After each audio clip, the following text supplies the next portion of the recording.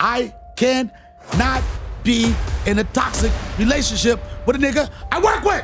Yeah, I'm but going to you're pick my son up. creating the toxic environment. You don't tell me. See, but this is a part of the problem, and this is part of where the toxicity comes from. You know what I mean? Oh, come on. Come on.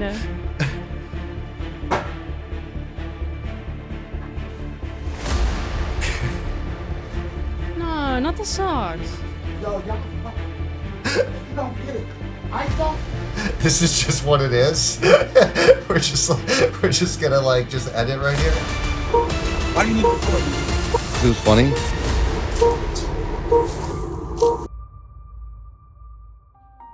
I'm not showing up for the podcast anymore. Too much bullshit, and every time I leave, I'm stressed out. It's not a good environment for me, and you don't get it. I have enough stress in my life and shouldn't have to go to work and feel this way. I've done everything I could to make it a good environment, and you keep fucking it up. I will not continue to be clowned. I don't want the episodes edited. I want to have someone else edit them, and I won't be there for Dr. Umar. I don't want to produce this podcast with you anymore. Today I saw who you are, and you have no respect for me, and I don't like your sense of humor. Can't do this with you anymore. You're very toxic. Dr. Umar and I have shared oh so many happy Garvey Day celebrations, text messages, and pleasant musings. It was so much work to get him to do it, and I feel like I've made a new friend. Could we close it out with Dr. Umar? I know he's excited to talk with you and her. Be sure to bring up Obama doing drugs and sucking dick. Round here, if it smell funny, onions getting peeled. Round here, if it smell funny, get your onion peeled. Round here, you know we smoking a say, you know we smoking a say, you know we smoking a yeah, you know we smoking a you know we smoking, you know we smoking. Unfortunately, Donnell's running a little bit late, so okay. How late is he running? He said like 5 to 10 minutes late. If you want, we can like ping you back when he's here, or do you want me to? Sure. Just shoot me a text when he's there, and I'll tap right back in. Okay. Thank you, Doctor. All right. Happy. No problem. Hey, so Donnell said he's running another 15 minutes, and that he's really, really sorry, and it was his baby mama's fault, and he hopes you understand, and we're really, really sorry. No problem. So, you think he'll? 20 minute place is very diva-ish. Did y'all at least feed Dr. Umar? Well, I got him waiting there and he hungry. Well, no, he's on Zoom. Oh. Yeah. Okay, good. Okay. Yeah. I thought he was in your studio, right? That's bullshit. So then why does Donnell have to be in the studio? Why he can be on Zoom too? Does he not know how to operate Zoom? Is he like a grandma or something? He's a little bit like a grandma, yeah. Oh, fucking Donnell. Like, what world is he living in? He's gonna get taken over by AI. He's the type of person that don't want AI to come around. It's gonna take over his ass. What the hell do we do now? Yes, sir. Really quick, just so I can have a take of this, just for the podcast and make it fun and editing. Could you give me a take of being like a little upset right now and not sure if you're going to make it, so I can make this a little bit melodramatic just to have fun with it? Okay, give me that. So like that you're really upset with Donnell and you're not sure if you're going to wait 20 minutes so we can make it a little melodramatic in the editing?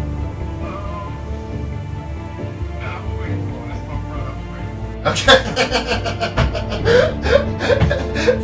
Thank you, Dr. Umar. I appreciate you.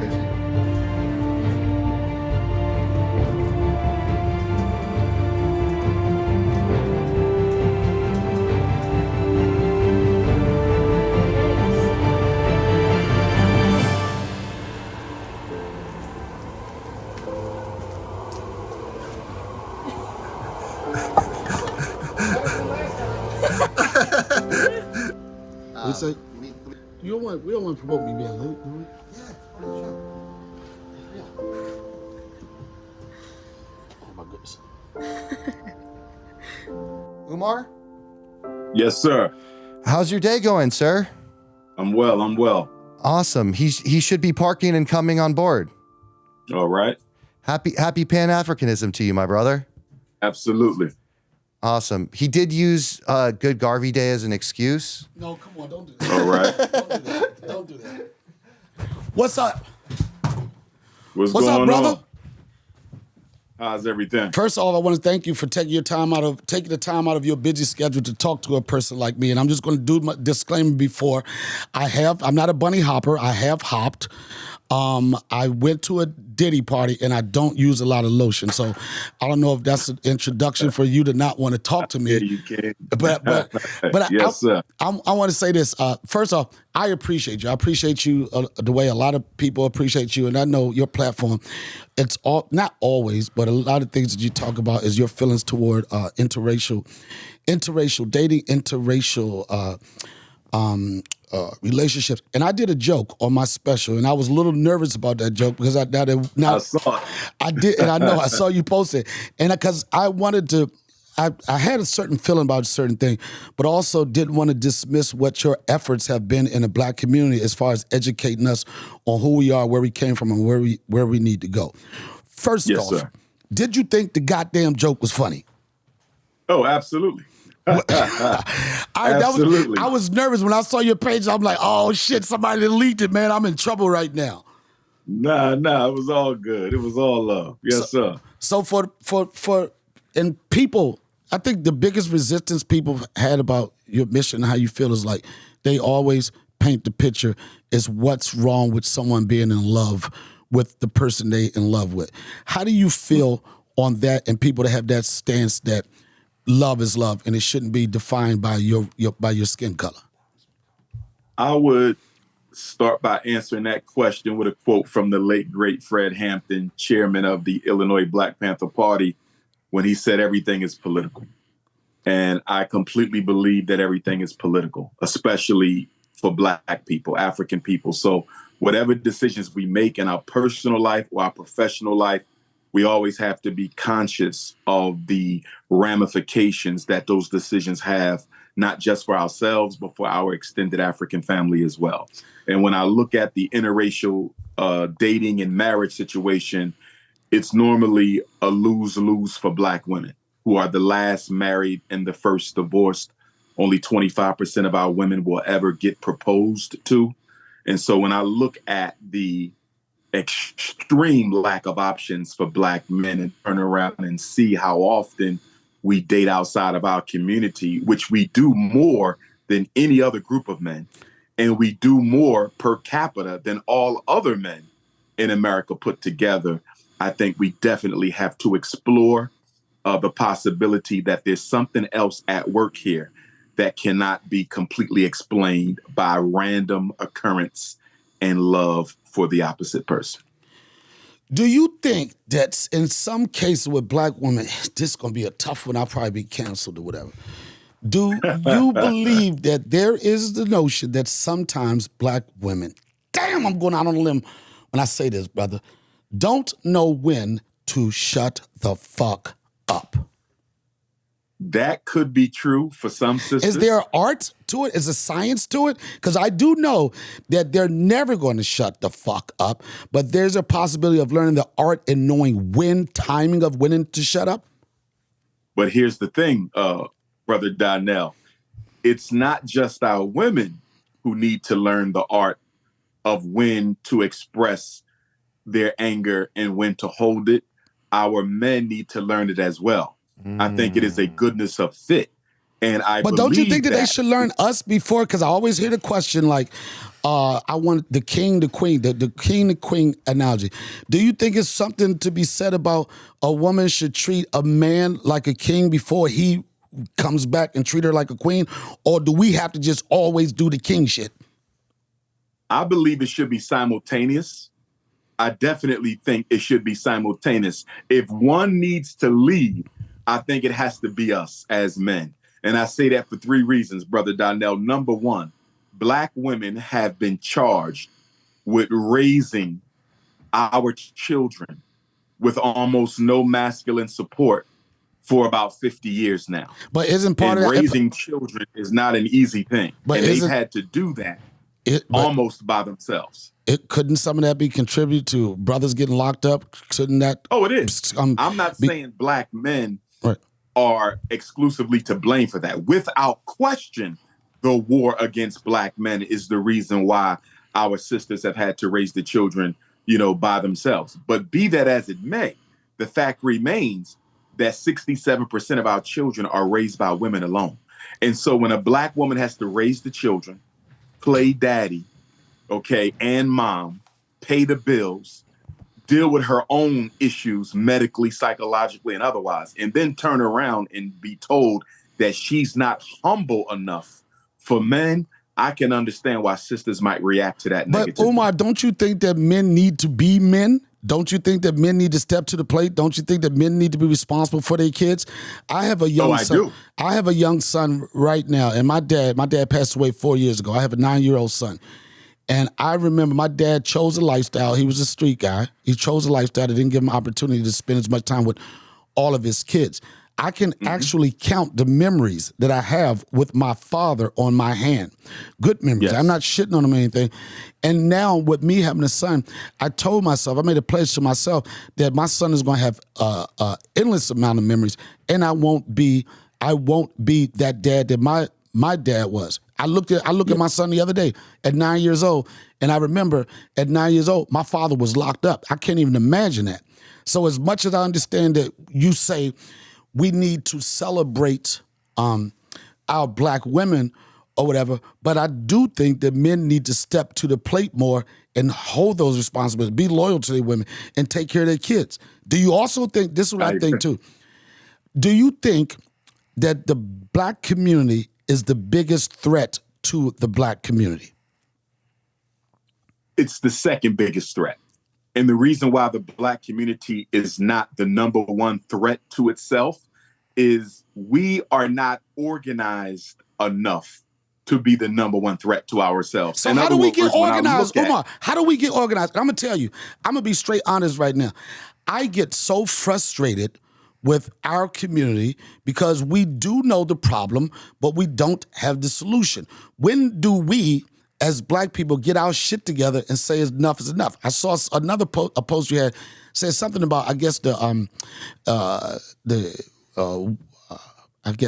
nail people. Some you did these. Fuck, what was it? It was about us running like nail salons. Why don't we do this? Why don't we support? Yes.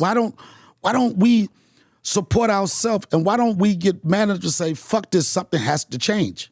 Because people look at you as, this is what, and I talk a lot, I'm excited about this. People look at you Umar knows all the problems. On his platform, he talks about all the problems. But what are the solutions to the problems? Mm-hmm. Institutions are 50% of the solution. Mm-hmm. And what I mean by that, Brother Donnell, we need to create our own infrastructure that we used to have back in the days of Black Wall Street, the Tulsa, the Rosewood, the Charlestons, the Wilmington, North Carolinas, so forth and so on. When we had our own, we fared much better. Why did we lose it? We still How did say we that lose again. It? You said when we had our own, how did we lose our own? How did we leave that mentality of the Black Wall Street? White supremacy came and destroyed it. White supremacy came and destroyed it. Systemic destruction of independent Black communities. But with that being said, though, we also have to keep in mind that the second and third generation of children from those Black Wall Streets did not value them enough to go back and rebuild them. Once integration came, the grandchildren of these Black Wall Streets, many of them decided that I would much rather live in a white community. I would much rather go to a hospital in a white community. I would much rather shop in a white community. But why is that, integration? Why? Integration was the economic destabilization of Black America. But then isn't that a case of us not supporting ourselves? And I look at it. Self-love is at the heart. When you talk, self-hatred is at the heart of every problem we have in Black America. It's the reason why when there's a police killing, we riot. And there's nothing wrong with rioting because you need to get the attention of the power structure. So I'm not against a riot. But the riot, the revolt, never becomes a revolution. It never becomes an economic revolution. It never becomes a political revolution. It never becomes a cultural revolution Because there's not enough love there. But that's one thing you need to proactively build for your community is love. Because when you love each other, you don't mind how much money you put in. But then when you love each other, you don't mind how much time you put in. When you love each other, you don't mind how much you sacrifice. But Dr. Umar, what you're saying is don't have enough love to work together. But what you're saying is, again, to my point, that's the problem. What is the solution? I'll give you an example. I'll use Spike Lee as an example. You know, everybody like this, Spike Lee is supposed to be one of the best directors, making the most money, producing the most projects and shit, right? And he was down with everything black, black actors, black so-and-so.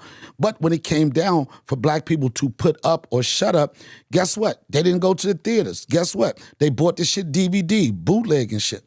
But if we know that the problem, what is the solution to this? Because people can say, we can talk the shit all we want, but what is the change? The solution is we have to institutionalize our communities. It is the systems that are destroying black people. The medical system, criminal and justice system, miseducation system. Let's take education, for example. Every state in America gives you the right to operate your own schools. And we have a rich tradition of independent black schools, a very rich tradition that was partly destabilized with the rise of the charter school movement. But with that being said, Brother Donnell, one thing that every black person agrees on, we might not agree on Kamala and Trump. We might not agree on Obama and Biden, but we all agree that the public and charter schools of this country are misserving our children. Damn, my son go to a charter school. My son go to a charter school. In our community? My son go to a goddamn love isn't there. But my son go to a charter school, man. And guess what? It might be a good one. No. He might go to a good one. It's all white people and Asians and gay people in that school, and it's gonna give him the best chance to win in life. My son asked me, I do a benefit for my son's school, right? It's a public school, but it's one of those schools that people buy property in the area just so their kids can go to that school. And I had to do a benefit, and I said, I'm a little nervous. I'm a little nervous about doing this show. He said, why? I said, because doing the show in front of the teachers and the principals and everything. He said, Daddy, just do what you normally do, but don't curse, right? And when he said that, I wanted to say, what the fuck you mean I can't curse? I was like, it's cursing that got you in this school. I said, it wasn't me hanging around in the schoolyard going, it looks like this schoolyard could use a little bit more diversity, which I knew existed. I had to go up there like this, where the motherfucking black people in here? Right. Well, charter schools have a very interesting history. Charter schools were not originally founded to serve black children. They were founded to serve white children. Right. And when black people started opening up charter schools, and of course, Philadelphia, we are the first black charter schools in the country, and we have the most charter schools in the country here. But at the same time, we also have the most charter schools that have been closed down too. So they systemically target black charter schools to sabotage and shut them down because the charter school movement was never meant to serve our kids. But the bigger issue, though, is that charter schools are still public schools. They're still publicly funded. Right. Okay. What we need is independent schools where we control the curriculum, we control the design, and we control exactly what our children are being taught. There's not enough love there. There's not enough love for us to come together and buy up some of these abandoned schools and turn them into schools for our children. Why can't we get our people to buy into that? Why can't we get our people to understand this school is a black school, but it's still a good school, and we hold more prestigious schools as an example of how I want to educate my kids? Like when I was growing up, of course I know it was black people going to HBCUs or whatever, but the thing that was the platform, like the shit was, oh man, he got a chance to go to Brown. Oh man, he got a chance to go to Yale. How do we switch that and make people want to support the educational system that we develop ourselves? Because of 246 years of psychological indoctrination on a plantation has convinced black people that anything the white man has is better than anything we have. We still believe that. That's why we'll send our kids to a racist white private school where they're going to be miseducated, special educated, psychiatrically medicated. We will do that. Why did you send them to a white racist school knowing how your son was going to be treated? Because we believe white people always have a better product. And the only way you change that is through what?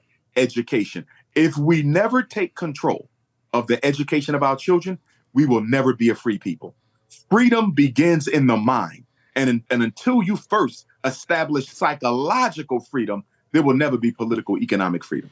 Well, we must build our own schools before we change anything else. There must be a psychological revolution, but it can be a financial revolution, social revolution, any kind of revolution. Black boys have to be taught to respect and honor Black women, and Black women have to be taught to respect and honor Black men. All of this is education. The Black community does not have its own educational paradigm, and that's why we're suffering. I know I'm a Washington Commanders fan, and I want to give my team a chance to win.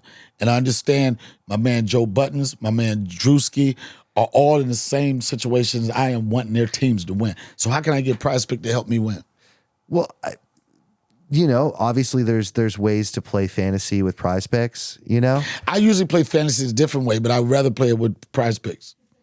Are you talking about the thing on Whitney? I'm just talking about fantasies. Just fantasy. Just my fantasies. We should get Whitney involved with Prize Picks. And again, Prize Picks has all the major leagues, has all the major ways to play with all the sports. They have over 5 million members under the America's #1 daily fantasy sports app. They're exciting. All you do is pick more or less a 2 to 6 player stat projections and winnings, and the winnings roll in, So, they have all sorts of fun things going on. So you can win 100 times your money on Prize Picks with as little as 4 correct picks, right? Prize Pick, we've talked about how you can play alongside Drewski, Joe Budden, Sugar Sean O'Malley. You can find community plays under the promos tab to see what everybody's doing.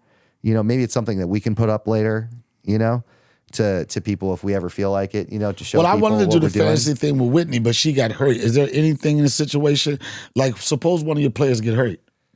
Well, yeah. The cool thing too is that they even have this insurance thing for it. They have an injury insurance policy. So lineups don't stay in play even if one of your players gets injured, if your players leaves in the first half and doesn't return. Your Prize Picks are still live. It's a really great way to play. Maybe it's something that what we should, maybe on future ones, talk about some of our, Prize Picks and kind of show people how we did. And I think that could be the really fact fun. that I have an opportunity to win, the fact that my Commanders are doing so good, the fact that Dallas Cowboys sucks, and I could be a part of Prize Picks to get me some funds. I'm excited about that, and I think everybody should be excited about it. Well, I think you and I should be competing against this. No. We're gonna keep our competition for our podcast. That's fine. You don't think? I think I could. I think I haven't watched football in 3 years, and I think I can beat you on Prize Picks. All right, you probably can, but in life you're not going to beat me, so it's still a win. Prize Pick will make you a winner. Okay, well, hopefully, we can show people our own picks later, how we did, and keep them along the way, so they can have fun with us alongside their mission. And guys, if you ever want to tell us about any of your Prize Picks or how you've done on Prize Picks, we have an email down below where you can email us right on this thing. And we're happy to read some of your Prize Picks on the show and kind of talk about them. Yes, and we're happy to read about the Washington Commanders. I hope so, So you can download the Prize Picks app today and use code Donnell, Donnell, and get $50 instantly when you play $5.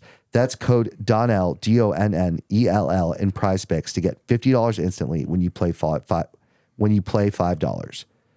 You don't even need to win to receive the $50 bonus. It's guaranteed. Prize Picks. Run your game.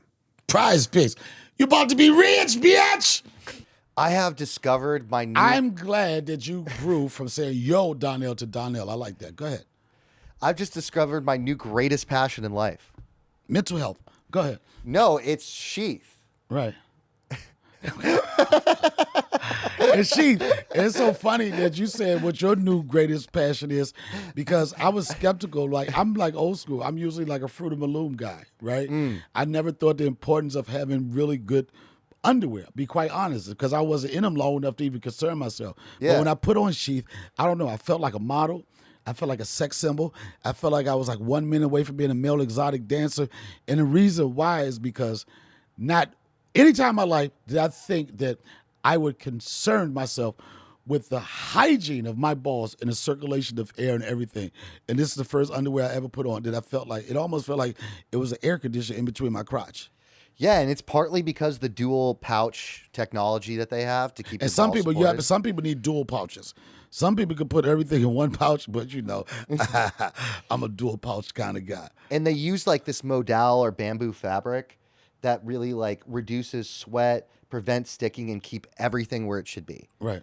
And again, like as we talked about before, like urologists even love it because it reduces the risk of infections, chafing, and even helps with hygiene. Anytime that we can have our thoughts parallel with a penis doctor, and we have a product that understands and people understand that the penis doctor support it, how can you lose with that? And another reason why you can't lose with it, because it's a vet. I'm a veteran of 4 years.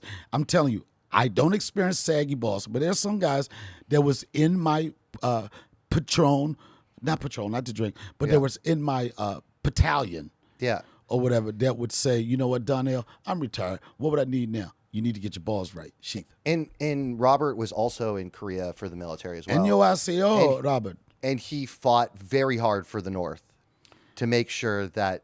Okay, first off, you got to twist it. No, I did not. If he fought for the North, I'm not buying this shit. All right, rephrase that. He fought very hard for the South to keep the North from invading the South. No, there's pictures of him with Kim Jong-un. There's pictures of him helping with the 9/11 planning. There's pictures of him, you know, fighting American soldiers in Afghanistan. Robert? Yeah. Okay. I don't know that part. Is that true? 100%. It's not. You bullshit. Remember, this is a funny podcast. Yo, Robert, I know you and your product came a long way, but I know you didn't come from North Korea. But these sheets do look like something Dennis Rodman would wear. And Dennis Rodman is very partial to North Korea. And so if you want to get your discount now on Sheath, you can go to sheath.com and use promo code Donnell. That's Donnell for 20% off. That's sheath.com, promo code Donnell. Sheath.com, promo code Donnell. Don't do it for yourself. Do it for your country. North Korea. Sheath.com, promo code Donnell. No! I did a short film some years ago, and it was basically talking about interracial relationships. And there was one scene where it was me going in, and I'm in front of 3 black women, right? And they look at me, they like, look at him. He got white clothes on. Even his clothes is white and everything. And then I remember one of them said, this was part of the scene. They said, why did you start fucking with white women in the first place? And in the script, the response was, you know, I never heard a white woman say niggas ain't shit. Do you think in our community that black men are frustrated with the perception black women have had of men? The put downs. Absolutely, black men are frustrated with the perception that black women have of us, but we're partly responsible for that. How so? I'll give you. Let me give you this one.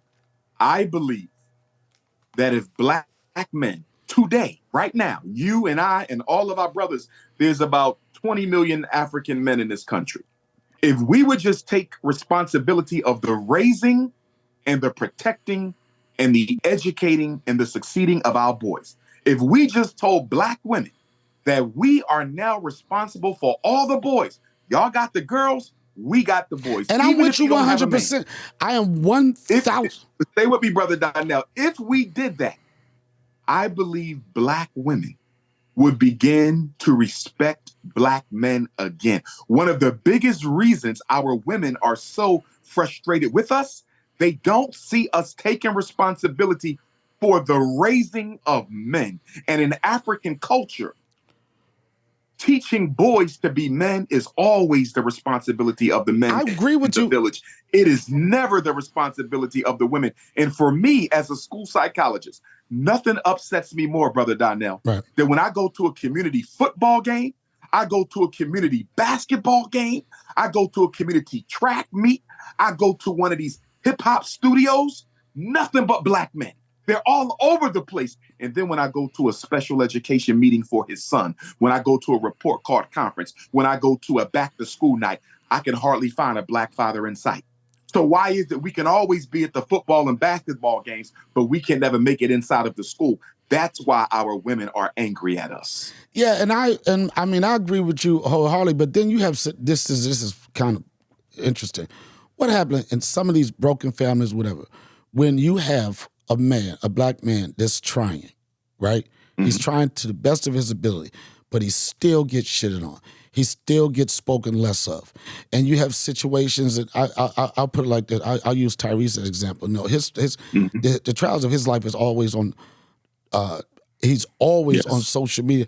But then what happens when you have that person, that person is angry in a relationship that puts a wedge between how this guy wants to raise his kids and how he want to be there for them. And he has to deal with all this bullshit with baby mamas that don't want to be supportive. It goes back to the trauma. First of all, I believe too many of us are dating before we have healed from past trauma. Post-traumatic relationship disorder.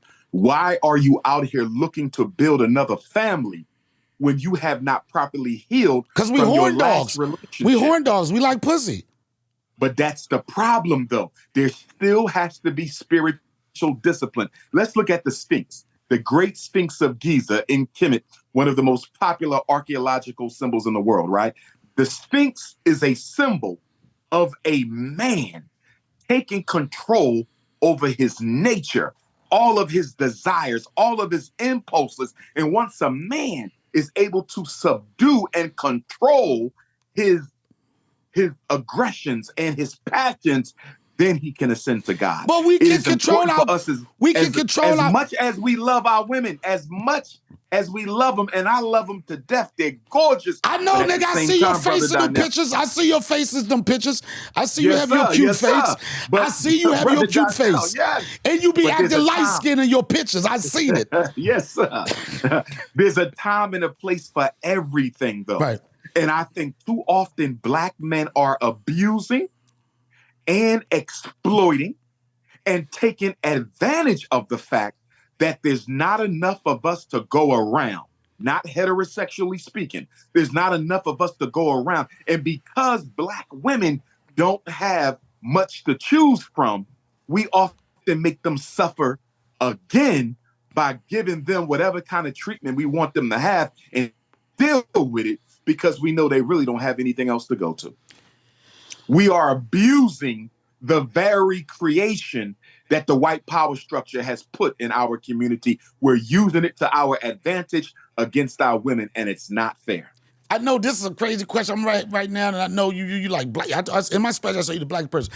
You have never, ever experienced a hot too situation from a white woman. When I was in college, undergrad, I knew it, son. I had a classmate. I knew it, son. Who was I knew it was attracted a to college. I knew it. Okay, go ahead. Get to it. Okay. She was attracted to me, and she was attractive, and she was built like a black woman. She had the hips, everything. Right. And she was very much attracted to me. I remember when I went to the Million Man March, the first one, October 16th, 95. You took a white girl to the Million Man March?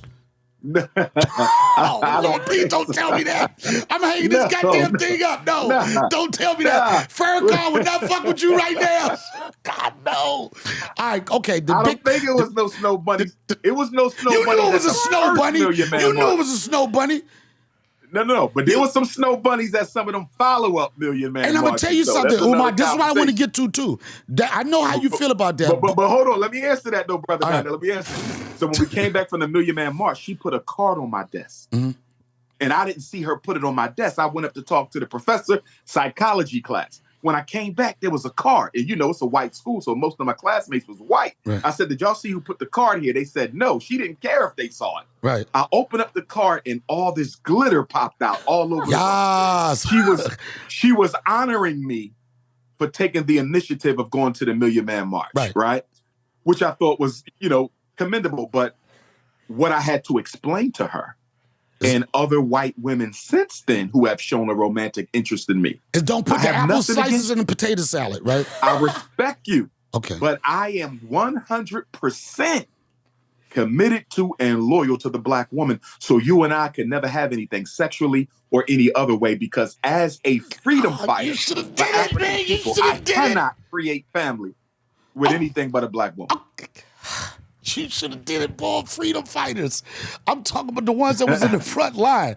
I'm talking about the chicks that was in the Peace Corps and spent time in Africa. What about those white chicks?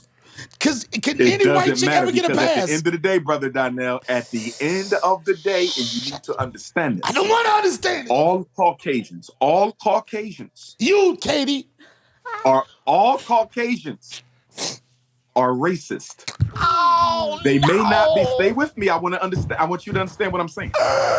I'm not saying that all Caucasians are bigots. But do we have time to worry about? I don't believe every white person thinks they're better than Black people. I don't believe every white person wants to exterminate Black people. I don't believe every white person think we came from jungles and animals, and I don't think every white person believes that. But I do know that all Caucasians appreciate and are willing to protect the white privilege that they receive as a result of Black oppression. And there has never been a Caucasian in history that has fought to eliminate white privilege. Do we have? And we need to understand that. So no matter how much a white woman may like me, at the end of the day, she is the beneficiary of my oppression. Question, Dr. Umar.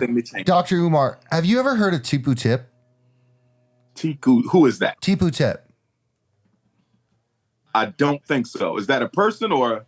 Yeah, Tipu Tip was actually the largest slave trader in all of history. He was actually a Black man, you know? And what he would do is he would go in the forest and he would tell people, hey, do you want to find some ivory? We bring this to the coast. We're going to get all these riches. And then right when he get to the coast, he'd trap them in Zanzibar. Do you feel like in a certain sense, when you have these divisions between white and Black and we make things about race, that it's all it does is just divide and make things worse and worse? And then if we want to heal the divide between Black and white, we have to heal that divide in every sector of society and not just in social interaction. And what I mean by that is to say, if we want to heal the divide, when are American Africans going to get our portion of the share of America's wealth that our ancestors built for free? If we want to heal the divide, when are we going to get our portion of the banking industry, our portion of the resources, our portion of the land? If we want to heal the divide, it just can't be healed in the bedroom. It has to be healed in the society. And once we begin healing society in every aspect of life in this country, then we can talk about it. But normally, when we have conversations about healing the racial divide, they're limited to social interaction. That means nothing that you and I can sit down and have a respectable conversation. It means nothing that you and I can sleep in the same hotel or eat at the same restaurant. What about the political power? What about the unfair distribution of economic power? What about the unfair opportunities that exist in this society? What about the unfair criminal justice laws that send Black people to jail much, much longer for white people than white people, even though they committed the same crimes? We have to deal with that. Why are Black boys being suspended and expelled out of America's public and charter schools way more than white boys for the same crimes?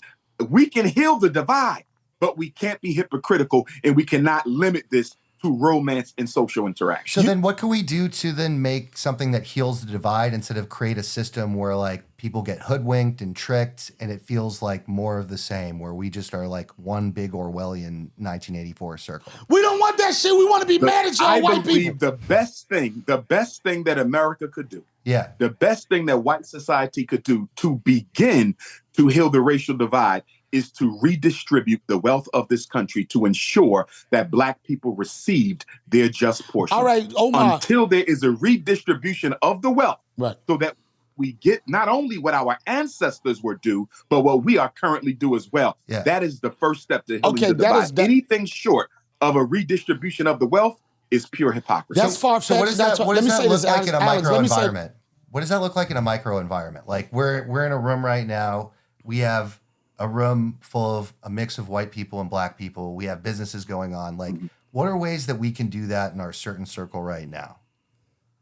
Well, first of all, we have to make sure that those who actually control the society and make the major decisions are present during this conversation. So it just can't be everyday citizens there because we don't have the power to force concessions from big business and from government. We got to make sure there's representatives of Congress there. There's representatives of these multinational corporations that are there. We have to make sure that all the true players are involved so that the decisions that are made at this round table are in fact enforceable, because we can come up with a blueprint, we can come up with a plan, but it means absolutely nothing unless it is enforceable. We have to make sure that it is enforceable. But doesn't that require us relying on corporations? Like, because Donnell owns his own business, you own your own business, I own my own business. We're all operating right now together. Mm-hmm. Isn't there a way that we can operate or have conversations and take the power that don't require corporations? Well, but you still have to deal with the fact that many of America's major corporations had direct investment in. Some of them were created through the institution of slavery and Jim Crow. Yeah. Let's take Brooks Brothers Clothing for an example. Yeah. Brooks Brothers Clothing got their start by making clothes for the enslaved Africans on the plantations in the southern states. There's no getting around the fact that Bank of America, Wells Fargo, many of these financial institutions got their start in the trafficking of enslaved Africans. So we have to deal, with that reality. We have to deal with the fact that the United States government codified our enslavement, that they reduced us to articles of property and not human beings. Where is the reparations that are due to African people that will serve at the basis of this restitutive We've been talking about process we've been talking about reparations for years. And at the end of the day, my feeling that we never going to get reparations. So what do we do? Why? Why haven't we had it now? Why do you feel that way? Because I don't see the steps I don't see the steps moving forward to get people to understand what our issues are and give us the money back. In fact, I might be a little ignorant to this. You have probably way more knowledge than me this, but how do they do it? How do they do it? With like a stimulus check? How do they give us? No. For me, in my opinion, a cash payment, if there is to be one, should be at the bottom of the reparations package. It should not be the only thing, and it should not be the most important thing, because America's money is not on the gold standard. It's not on the silver standard. It's not on any mineral standard. It is a promissory note. It is empty paper. And if we allow this government, this country, the most powerful country in the world, built on the backs of Black labor, to pay us what they owe to our ancestors, the greatest crime in human history is going to be paid for with money that has no mineral equivalent, that would be a great loss to us. But we should be paid in land. We should be paid in resources. But brothers going to take the money. They're going to take the money. Industry. They're going to take the money. But then, for example, with the land argument, right? Like, I'm pretty sure you're familiar with Mugabe in Zimbabwe and that failed land experiment. Yes. And I supported Mugabe in taking the land back from the white settlers because they had no right to be there in the first place. They were only able to get land in Zimbabwe as a result of colonization. But then obviously you talked about inflation being a problem, but Zimbabwe had the worst inflation in history under Mugabe, and the economy completely tanked. Well, right? They also didn't control their own currency, as most African countries do not control their own currency. Their money is printed in Europe, and it is maintained in European banks. So how can there truly be independence and sovereignty when your former oppressor, your colonizer, the countries that have raped your land resources and enslaved your people for 2, 3, 4 centuries, they control your economic process? That's a problem in and of itself. They gave Africa a flag and anthem independence. Africa has never had true independence. There cannot be true independence when you don't even print your own money. But he did print his own money, and that's why he had the worst inflation in history, right? So, well, they sabotaged him, though. The World Bank and the IMF in Britain, they sabotaged him, as they do all African countries. And if they can't sabotage you, they'll assassinate you, like Amilcar Cabral or Patrice Lumumba, whose assassination was ordered by President Dwight Eisenhower. And if they can't get to you to assassinate you, they'll just overthrow you, like they did Osajifo, Dr. Kwame Nkrumah.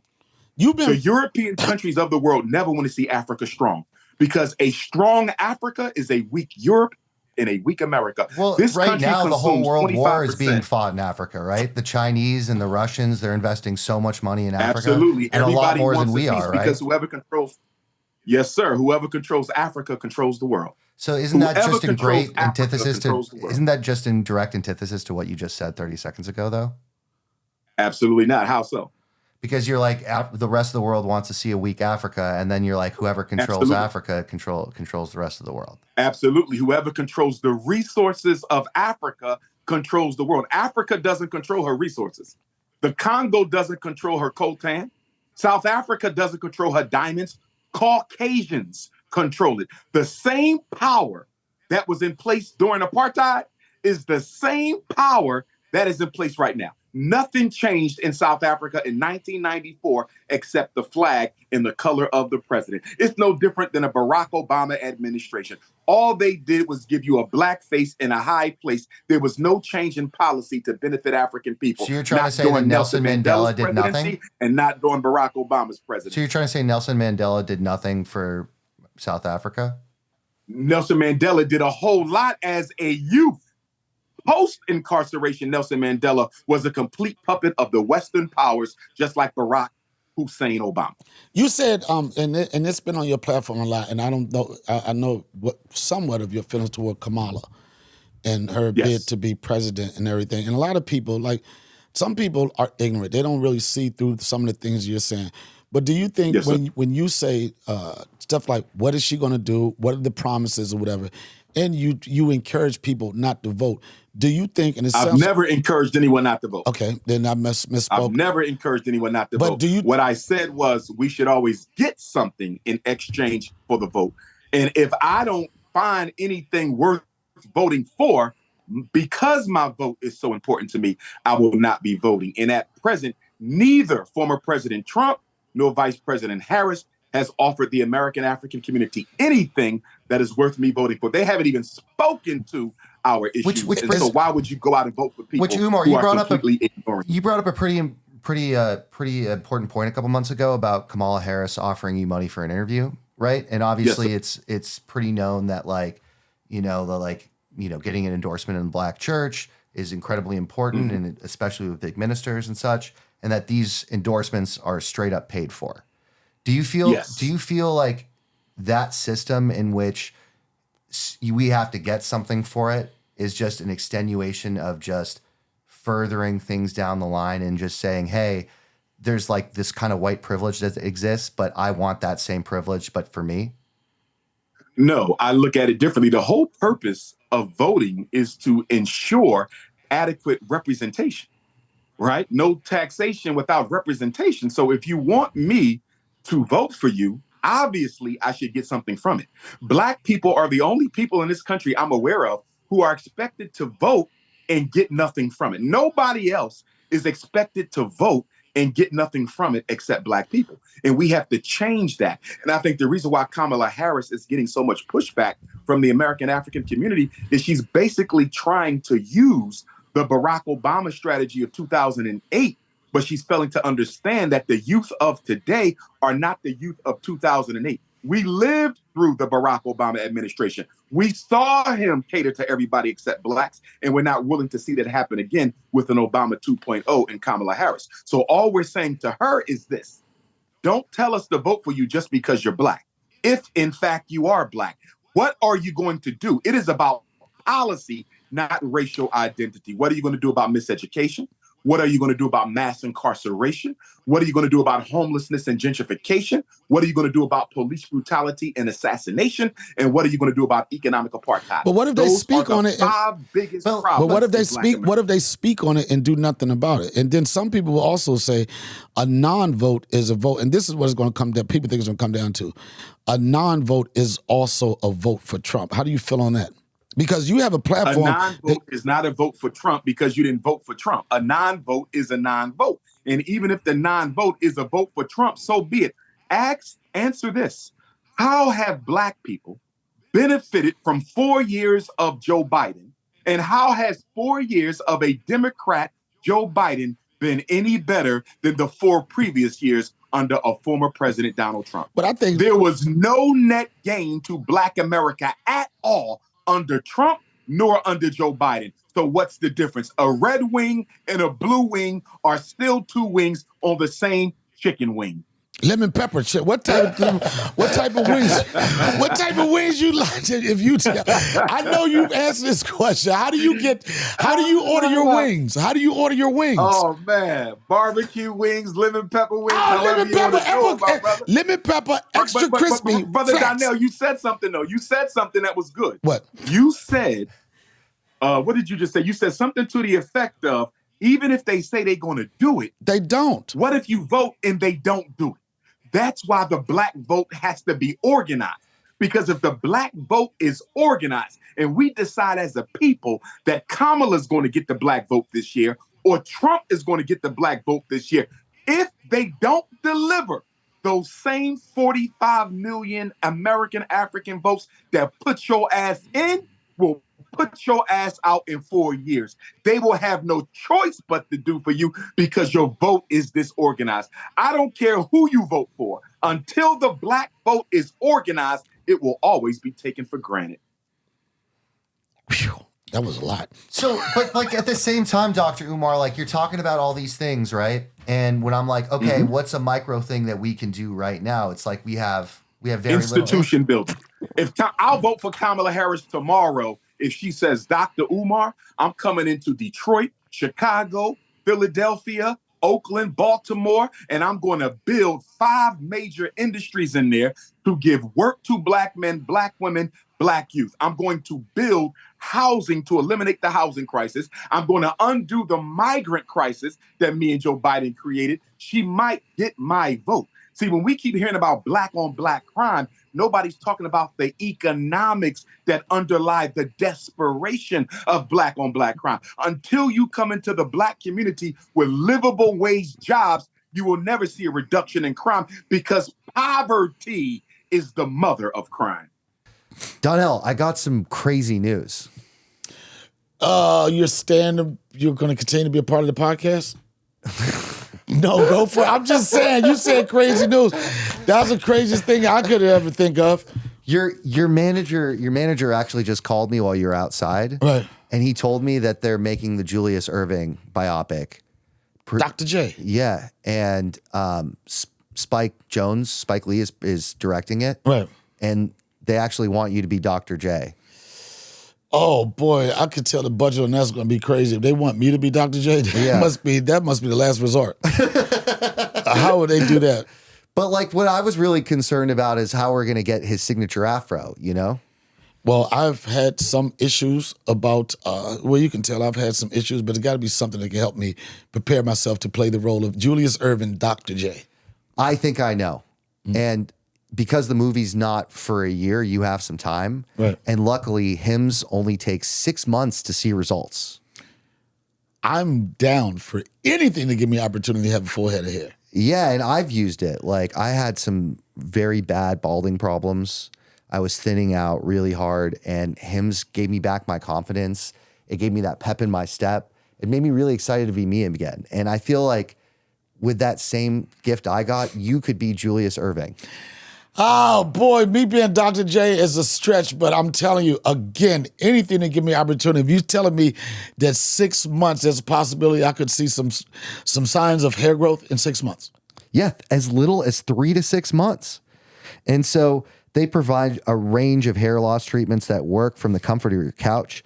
They make hair loss simple with doctor-trusted treatment options and clinically proven ingredients like finasteride and mixolitol that can regrow hair in as little to 3 to 6 months. I'm in. They offer chewable oral spray and serum treatment options so you can find what works best for you. The process is simple and 100% online. Just answer a few questions and a medical provider will determine if treatment is right for you. If prescribed, your treatment is sent right to your door. Oh, I'm in. So nobody even has to know that you're doing this to get ready for the Not even Dr. J knowing I'm getting ready, but I'm going to have a surprise for him. So start your free online visit today at hims.com/Donnell. That's HIMS.com/Donnell, DONNELL, for your personalized hair loss treatment options. That's hims.com/Donnell. Disclaimer. Results may vary based on studies of topical and oral minoxidil. Prescription products may require an online consultation with a healthcare provider who will determine if prescription is appropriate. Restrictions apply. See website for full details and important safety information. Hims, I'm all about it. Dr. J, look out. Woo! And Dr. Umar, can we talk a little bit about your split from Nation of Islam? I was never a member of the Nation of Islam. I was a Muslim, meaning I was a member of the general global community of Islam. The Nation of Islam, my good brothers and sisters in the Nation of Islam, obviously they practice a certain kind of Islam, but I was not a part of the nation, although I have tremendous respect for them. I practice Orthodox Islam. I was raised Sunni Orthodox Islam, and Orthodox just mean traditional, the original Islam of Prophet Muhammad 200 years ago in Arabia. And then in high school, my father transitioned from Sunni Islam, and we began to practice Shia Islam, with the only major difference being that this Shia Islam, they believe that the leadership of the religion was supposed to be passed down to Prophet Muhammad's bloodline and should not have went to the rightly guided caliphs that we are actually named after. So I'm Umar. Umar is one of the caliphs or disciples, if you would, for lack of a better word, companions of Muhammad. It was Umar, it was Abu Bakr, Umar, Uthman, and Ali. That was the succession after Muhammad's death. But it should have been Ali, and then I believe the grandsons of the Prophet. So that's the major difference between Sunni and Shia. Who should have received control of the religion after the death of the Prophet? What was your relationship? I transitioned from Islam back in 2005, my first trip to Africa as Minister of Education for the Honorable Marcus Garvey's UNIA. And I had went through a spiritual experience there. And when I came back to the States, that spiritual experience that I had in one of the slave dungeons there in Africa, it transformed the way I saw the entire world, and it transformed my relationship with the Creator. And that's why I stepped away from Islam, because I found something that was much better. Bacon. It was bacon. It was bacon. Was that in Zanzibar, sir?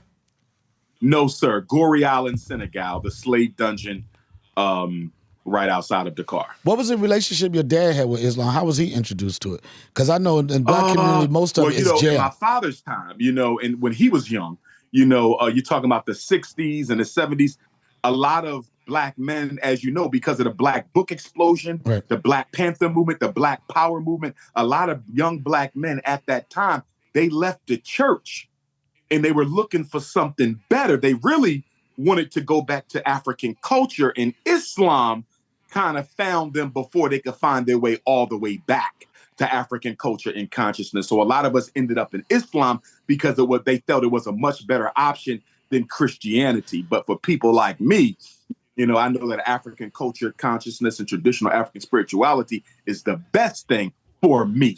I don't believe in dictating people's religions. I believe all the religions are beautiful. If Islam serves your needs, so be it. If being a Jehovah's Witness serves your needs, so be it. If being in a Nation of Islam serves your need, if being a Seventh-day Adventist serves your need, I'm fine. As a Pan-Africanist, we believe in freedom of religion. So I still respect the religion, even though it is no longer my primary method for interfacing and communicating with supreme consciousness. I practice Yoruba culture. So the system of Ifa is what I've been studying and practicing since 2005. So Dr. Umar, one last question about that. And so in terms, and I would still go into a masjid and pray. I would still go into a masjid and participate. Did you break wudu? Did you break wudu? It's a beautiful religion. Did you break wudu a lot? Oh, all the time. I prayed 5 times a day. I fasted during Ramadan. I was raised Muslim, so I was just saying, I read the Quran. I hate to say this, and I respect the religion, but it didn't have enough African consciousness and culture in it for me. Right. For who I am and what my purpose is in this life, I needed something that was a lot more oriented to the history and culture and spirituality of Black people. Islam didn't have enough spiritual nutrition in it for me. I needed to come to Ifa, and I am perfectly happy with the system that I follow now. So, quick question. Do you think it's possible, like, given the history of slavery with the Muslim religion is in Islam? Where you get all these black questions? Where you get all these black questions? You know he's also, a white guy, right? Let me say this. Well, we talked to you about a friendship before this. Let me say this. Okay. Dr. Umar, and like the funny thing, I'm excited you came on the show, right? But the funniest thing to hear this white dude say, I got Dr. Umar for your show. I'm like, who did you blow to make that happen, right? That was the first thought. And I got to tell you, and I said, I've never seen you laugh, whatever. He was so happy that you was communicating. His biggest goal of this year is that you gave him 2 black fist pumps, right? And then he's like a little kid, like, Dr. Umar gave me 2 black fist pumps, 2 black fist pumps. I'm like, does he know you white? He was like, I don't know about that. But I got the 2 black fist pumps, so I appreciate it. What question did you have, Alex? Okay, so one of the things I was wondering about is, can one really be a Pan-Africanist in one of these traditional, like, Semitic religions when you look at like the history of Islam and slavery and even like the curse of Ham and how it's been used so much against black people? Great question. El Hajj Malik El-Shabazz Malcolm X was a Pan-Africanist and a Muslim. The most honorable Marcus Messiah Garvey, the greatest Pan-Africanist of all time and the greatest black leader of the 20th century, he was a Christian. I do believe you can belong to a world religion despite the history and still be a Pan-Africanist, although I do think it is a slippery slope. And the reason why— Slippery slope, that sounds like P. Diddy. No slippery slopes. You can't use that word. No Diddy. No Diddy. The reason I do not discount Islam completely and discount Christianity completely is because we have to be careful of branding an entire system or institution because of how certain people have used it to do harm. Right? Islam was created by a black man, Muhammad ibn Abdullah. Jesus bin Yusuf was a black man. These were black religions that our people created, which were later taken and used as instruments of imperialism and enslavement. And so that's why I say, although, yes, Islam has to be accountable for its history and slavery, and Christianity has to be accountable for its history and slavery. At the same time, I don't think that we can completely dismiss them because at the end of the day, they were not founded on slavery. But Islam was. Islam was founded on slavery, and Islam with the entire notion, not true. The entire notion Not of true. like In being fact, peaceful with Muhammad other. ibn Abdullah, But the entire notion of being Muhammad ibn Abdullah prevented his people from invading Egypt when they were attempting to do so during his life. He protected Africa from Islamic invasion and Arab invasion during his life. He was completely against it. They didn't invade. Yes, Muhammad ibn Abdullah. They didn't invade Egypt until after Muhammad died.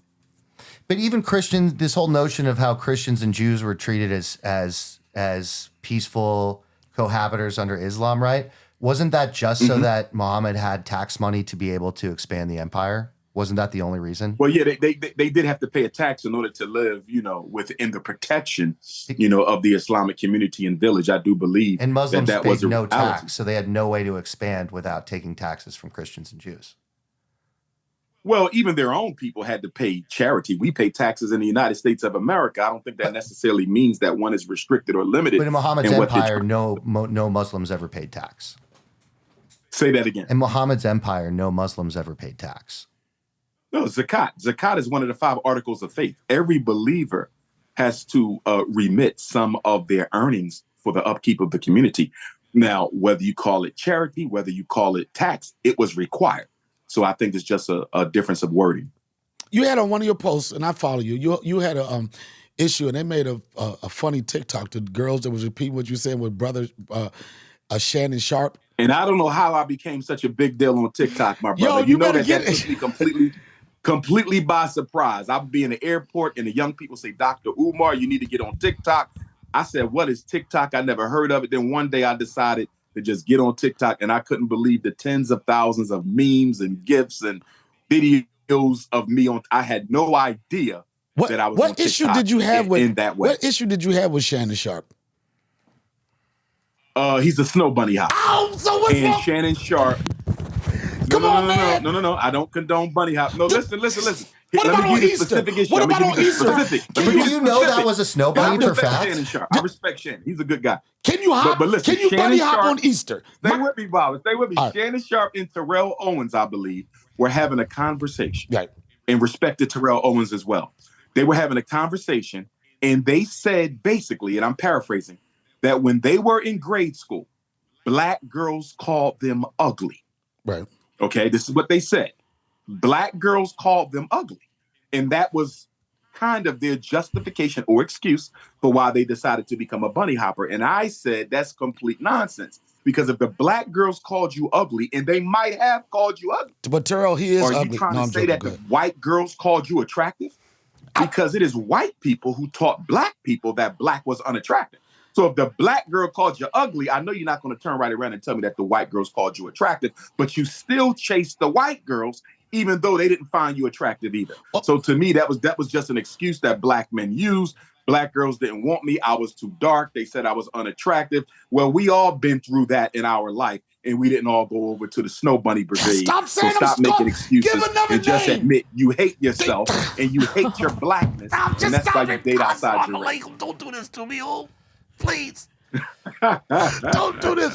What about the white women that just wanna worship No, you? sir. Well, is there If the white woman just wants to be charitable, tell her to go fight against the mass incarceration system that's taking our fathers from our families. Tell her to go fight against the miseducation system that's turning black youth into a permanent underclass. Tell her to go fight for our share of America's wealth. They don't got to do all of that.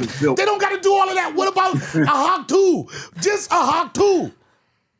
Well, what about? Is there a world where? Is there a world where like there could be like almost like a Alex, an oil we just card? want a hawk too, man. Where like I could date a black woman, so Donnell could date a white woman if he wants to. No, sir. You cannot date a black woman. Why can't I date a black woman? Maybe in some distant point in the future, when African people are returned to our ancient and original glory as the custodians of this planet, we might allow some temporary bunny hoppers. But right now, we are being marked for extinction and extermination and global genocide. There's absolutely to be no intermixing romantic. Let's work on that list, Alex. Integrate the banks, integrate the wealth, integrate the political power, integrate the land. The last thing to be integrated is the bedroom. Do you mind if I ask you a question, Dr. Umar? Come on, white girl. No, well, it's like it's a scenario. She's a question. white girl, Umar. She's white. You can tell. But How many members of the Wu-Tang Clan are there, Dr. Umar? No, go ahead. What's your question? Method Man, Old Dirty Bastard, RZA, Jizza, Raekwon, Ghostface, Master Killer. I know I'm missing something. Bunny hopper. Bunny hopper. It's got to be a bunny hopper. Katie, what was your question? Okay, so it's kind of a scenario. Who's a bunny hopper? No. What? Me? What? One of the Wu-Tang? No. I just threw that out there. You made me nervous. Okay, so I feel like I've seen a little bit about your stance on like the LGBTQ community. So yes, ma'am. I'm curious about this very like specific scenario.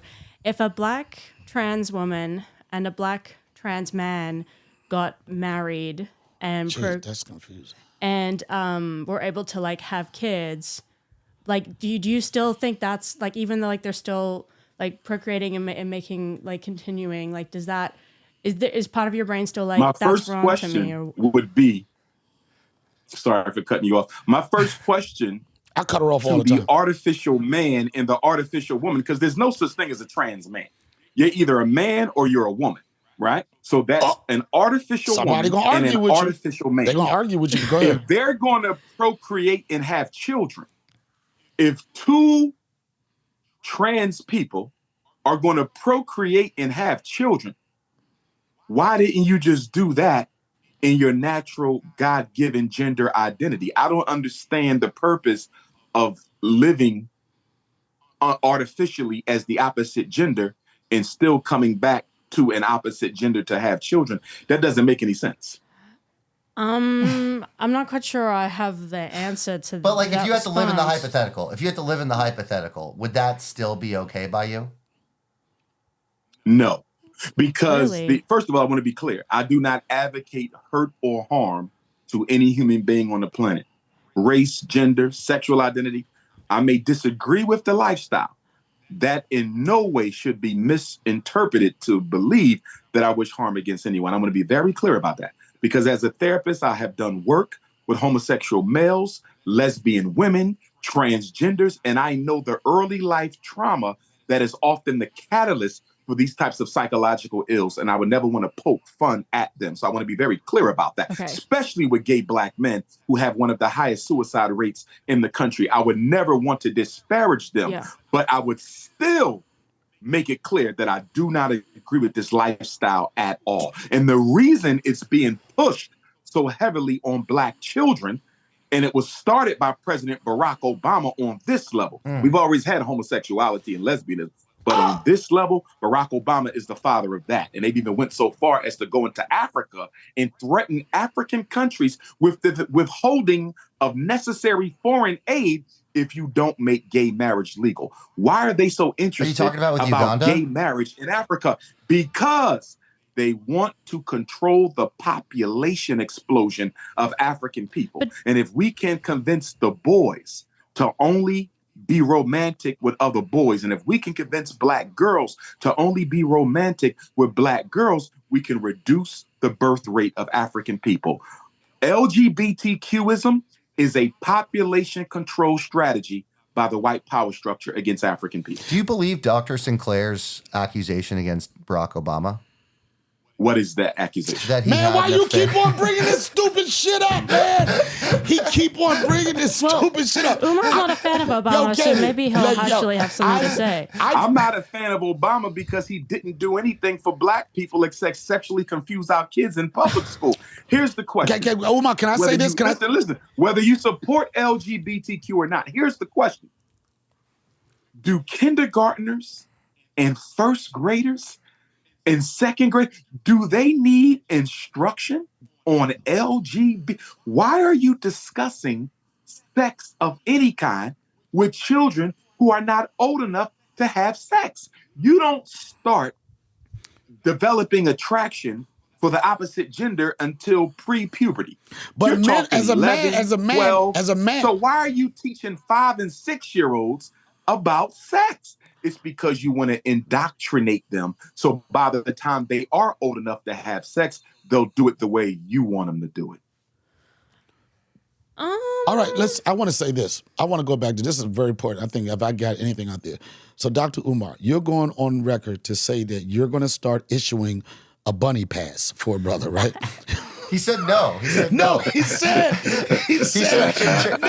I'm just saying, how do you get these bunny passes? What is a bunny pass? Because I'm not giving you permission. No, you just what said is a bunny pass? A bunny pass, you said all of this checklist, if the white people do this, didn't you say you might let us slide a little bit? So it's official that you're going to start issuing out bunny passes. Hell no. Even if we were going to have a bunny pass conversation, I don't see that happening before the next 100 years. It's going to take at least 100 years to reverse all of the ills and issues that were created. Can we deal with Black your grandson, your grandkids? What about this weekend? Just a pass for this weekend, man. Your great grandchildren might be ready to have that conversation. So what do I tell my Black girlfriend though? Do you really have a Black girlfriend? Yeah, I do. I'm so shocked. Okay. Do you want me to now call? that's disgusting, Umar. Now that's disgusting. You would tell her that Dr. Umar wants to know, and this is no disrespect to you at all as a human being, but Dr. Umar would like to know why she couldn't find a Black man, and I would like to know from you why you couldn't find a white woman. I didn't want to fight a white woman, and I love her. Why did you want the chocolate queen? Oh, I can tell you why. I mean, like, I've never felt so comfortable with a person in my life, and I feel like she gets me and I get her. And like, and I feel like I've never felt like that supported in my life before, honestly. And would you be honest enough to admit that although she might be the recipient of your love, that you do carry a disdain towards all other members of her race? I don't. I have zero disdain. But if you want to speak to my Black girlfriend, I'll call her right now. No, it's okay. You know, she suffers a little bit of self-hatred. Why do you think she suffers from self-hatred? You have a little bit of slave master syndrome. That's why you have slave master syndrome. Umar. I'm a Jew. What do you mean? That doesn't mean anything. European Jews were some of the biggest participants in the transatlantic slave trade. Y'all built the ships and financed them as well. That is literally like the kind of stuff. That is absolutely it the is truth. not Did you know true. the Secretary of War for the Confederacy? Google it was right also now. You can Google that right now on your phone, and you'll see that's and a he owned Snopes hundreds of slaves. Yeah, but you're like, if you're looking at the whole slave trade as a whole, Jews were a tiny part of it compared to Muslims. And even if you look at the Arab look world, at the financing of the voyages, y'all were more than a small piece now. You know y'all we were about more to than get, a small you piece. know our page is about to get suppressed, right? I mean, and respectfully, here's my issue with the Jewish community. Yeah, tell me. As much as y'all hold the We're world gonna accountable get banned for turning their backs on your ancestors during the German Holocaust, we're going to jail. I don't see y'all showing as much energy and attention towards your role in the African Holocaust. And I consider that to be somewhat hypocritical, that the world should acknowledge the debt it owes you. We can't do but this. you don't have to acknowledge Umar, the debt Miss you Dr. owe black. So, Joe, let's sit in this. No, this is great. no, I don't wanna So do- our role I'm in the not- African Holocaust. No, I can't do this. Our I'm role trying in to the get some African money on Holocaust. That's what I'm saying. Don't do this. He trying to John's get. worried that he's going to have to play Def Jam comedy tours till the end of time. Yo, get me back on the screen. I don't want. can't see Donnell. I'm not. Where's he at? Where am I? Where did I go? You got me blocked out. I can't. There you go. There you go. My page is about to be suppressed. The minute No, we it's say, not. No. Man, you've been in Instagram jail. You've been in respectful conversation. You've been in Instagram and jail. I'll give you one more. Okay. There was a group of African soldiers during World War II who helped to liberate a lot of European Jews from some of the most aggressive concentration camps. And I don't see them honored in a single Holocaust museum in this country. And I really want to know why. Can I help you with that, Dr. Umar? Because that would be a cool Please. project to work on together. Please. Like, Yes, sir. Like, Yes, sir. Like Dr. Umar, what I would love to have is these kind of great conversations, but I do think that there's certain things that you're a business owner, I'm a business owner, Donnell's a business owner, and we have ways of creating cool microcosms where we can both lift each other up. You know what I mean? I agree with that. But are you also acknowledging, though, because we can't be hypocritical, Yeah.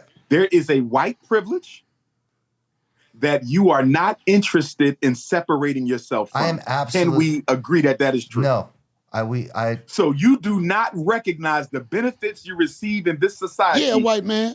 In contrast to black. Get 'em. You don't see that. No, I do see it. That is impossible. No. Come You said you on. made two different Come points. on. You said Come do on. I want to adhere to it and keep the status quo, or do I No, see are it? you conscious of it? I'm Are conscious you of it. aware that there are benefits that you receive intentionally or unintentionally because You're white. you are European?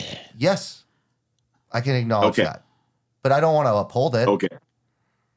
I don't think you're doing Okay. anything. You haven't done anything to destroy That's it. what I was about to say. I Yeah. Yeah. I am. How do you destroy it? Well, I know how you destroy it. You put like Shannon Sharp, you put the girl at the number 3 position and you bang, bang, bang, bang, bang. That's how I heard you destroy it.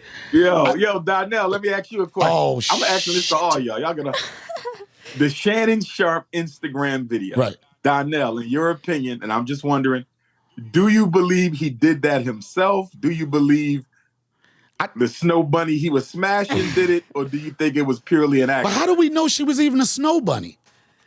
Well, she might have not been a bunny. But she could have been a sister, but we know No, Shannon is a bunny hopper. I think Shannon Sharp right now knows that he is on fire on social media, and it's so easy to manipulate the media. I think he had a plan on getting those advertisers from Yo Sparks or whatever it was. You know, I really think that he planned it. Let me just do this live right now. People going to be all on me. I won't lose my job over at ESPN or whatever. And then I'll come back and get another bag. I think that he knows how to grab the bag. And that's what he did. I feel you. Yeah.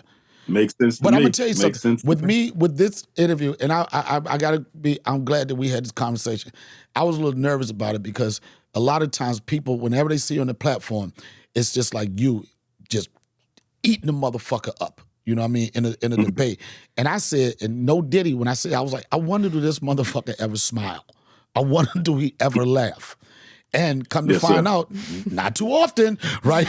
but when it happens, it's deserved. And I really appreciate you being able to have this conversation with me, my crew, or whatever, and nobody's mad or anything like that. But I am gonna, For sure, I'm gonna let everybody know that you will be issuing out a bunny pass that you can redeem on Easter You better Sunday. not. No bunny pass. No bunny passes. Oh man, I really do. I want to thank you for this time, man. It meant a lot for me to have you on. Like No I said, problem, brother. No problem. I appreciate you. Thank you so much. People have issues, whatever, but I'm glad that we could have this conversation and open up some people's thoughts. And then because you went to schools and everything, give me one thing that you want to say to the Black boys of America. That we have to get back to Black excellence. I want to tell Black fathers we have to stop pushing sports and entertainment above academic excellence. We come from a history and a culture and a heritage of academic excellence. The Black community needs to recommit itself to the academic excellence of our children. As we sit here right now, less than half of Black boys in the 4th grade can read on grade level. As we sit here right now, less than half of Black boys in the 8th grade can read on grade level. That is absolutely unacceptable. Frederick Douglass, who I'm related to by blood, he taught himself how to read. So it is absolutely unacceptable that 200 years after slavery, we got Black kids who can't read, but they can be on Twitter, they can be on TikTok, they can be on the football game and the basketball court. That is unacceptable. Black parents have to stop accepting mediocrity, and the Black community has to stop accepting mediocrity. We have to get back to Black excellence. And I want to say to Black parents, stop being so quick to put your children in special education. As a certified school psychologist who evaluates children for special education placement, too many of our children are being put in special ed who don't have trouble learning. Special education is not for behavior problems. Special education is for learning problems. And if your child's only problem is laziness, that is not a learning disability. No child could drop out of school if their parents didn't drop out of their lives. Thank you, Dr. Umar. Thank you for your time. Is there any chance that we could come to the Frederick Douglass family barbecue? Hell no. Hell no. Don't nobody want that bland ass potato salad. That's an all-African event, but we could arrange for you to come and take a tour of the school once it's ready. I don't have a problem with that. I'm coming to check. Yeah. But the cookouts and all of that. No invite. You know, Black people, and I want to say this so you understand. Yeah. Black people, because of what we go through in this country, we need time and space to be amongst ourselves. Yeah. Just like in your Jewish community, there's time and space for you guys to be amongst I don't want to be yourselves around the because Jews. I want to be around you. But this is the problem. But hear me out. Every group needs time and space to be amongst themselves. And was Marcus Garvey Academy, that's going to be a space that is dedicated to Black people where they can come and don't have to worry about being mistreated. They don't have to worry about being judged because of their skin color. They can be Black around Black people and not have to worry about offending anyone. So it's not about not liking you. It's about making sure that my people have a safe space for themselves. But we're still friends, right? Like, we no, can still you're be... not. You're not. I don't think a Black person can really have a Caucasian friend. Really? Because at the end of the day, if you are truly my friend, you will care about my best interests. And if a white person is truly the friend of a Black person, you would have to fight to tear down the white privilege that you benefit from as a result of my oppression. And you're never going to. Why can't I do that? No Caucasian, no white person will ever fight to eliminate their white privilege. I'm fighting. I work with Donnell every day. Oh. No, but that's not the same as eliminating white privilege. That's the same as the white person who says, I fight against the prison system. I fight against poverty. I fight against police brutality. I fight against Black homelessness. You're fighting against symptoms. You are not addressing the cause. I volunteer for all those things. I volunteer for all those things. This is what I like to say. So we can never be friends? Symptoms. Those are not the causes. The cause is white privilege, which is never, ever the target of liberal white America's intervention. And that's why liberal white America is guilty of hypocrisy, because y'all never target the bias, the disproportionality, the discrimination, or the racism. Y'all only deal with the symptoms of the So problem. we can't ever be friends. In a nutshell, no, you're not going to be friends with him. He's my friend. We can be diplomatic towards each No, other. don't. So you're never gonna send me another good Garvey Day text? I might. Okay. It's always a good Garvey Day. so This I is can what send you I a good want to Garvey say. Day In a text. nutshell, what Dr. Umar is saying is, Alex, you're not invited to the barbecue. Thank you for your time, Dr. Umar. Thank you, brother. One love. Yes, sir. Appreciate it, y'all. Thank you. Thank you. Round here, if it smell funny, onions getting peeled. Round here, if it smell funny, get your onion peeled.